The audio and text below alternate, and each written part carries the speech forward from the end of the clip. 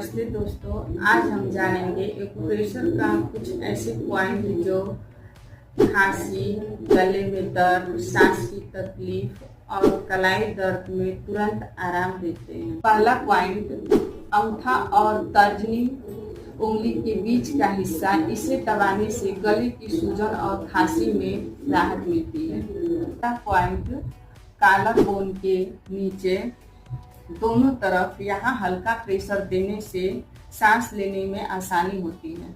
Point, कलाई के अंदर 3 अंगुल नीचे, इस पॉइंट को दबाने से कलाई के दर्द में तुरंत राहत मिलती है। पॉइंट आप रोजाना 2 से 3 बार दबा सकते हैं। अगर ये वीडियो पसंद आए तो लाइक, शेयर, सब्सक्राइब करना ना भूलें। धन्यवाद।